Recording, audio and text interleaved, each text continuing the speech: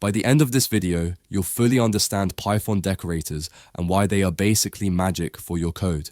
So grab your favorite cup of coffee, sit back, maybe even put your feet up, and let's dive in. Picture this. You've got a cozy little web app. There's a homepage, a profile page, and an edit profile page. Some pages are private. Only Alice, our imaginary user, can see them if she's logged in. Right now, Alice is logged in. She strolls up to the homepage, and of course, she can see it. No barriers there. She peeks into her profile page, tweaks her info in the edit page, and everything works perfectly. Life is good. But now, let's switch things up. Let's say Alice isn't logged in anymore. Suddenly, the profile and edit pages stop her at the door, politely telling her, "Sorry, you need to log in first." The homepage, still open to the world. She can peek there all she wants. This works fine, but here's the catch. Without decorators, every page that needs a login check has to include this same logic. 10 pages, 20 pages, you end up copy-pasting the same check if logged in code everywhere. And if you ever want to change the rules, you have to update each page individually. That's repetitive, messy, and honestly a little exhausting.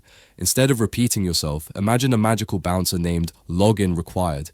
She stands at the entrance of every page that needs protection and decides if Alice can come in. You don't touch the page itself. The bouncer handles it all. Let's first see what happens when Alice is logged in. She strolls up to the profile and edit pages, and the bouncer cheerfully waves her in. Everything works smoothly. The homepage, still open to everyone, as usual. Now, let's switch things up and imagine Alice is not logged in. She walks up to the same pages, and this time the bouncer politely stops her, saying, "Nope, not today." The homepage, of course, remains accessible. No one ever gets blocked there.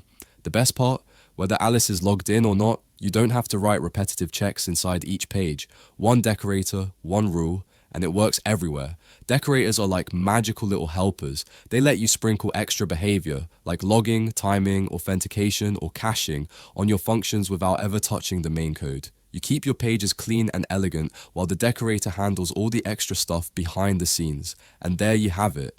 By the end of this video, you now fully understand what a Python decorator is and how it can make your code cleaner, smarter, and much more elegant. If you found this video helpful and want to support us, consider giving it a like, subscribing to the channel, and hitting the notification bell so you don't miss any future coding tips. Your support really helps us keep making fun and educational content.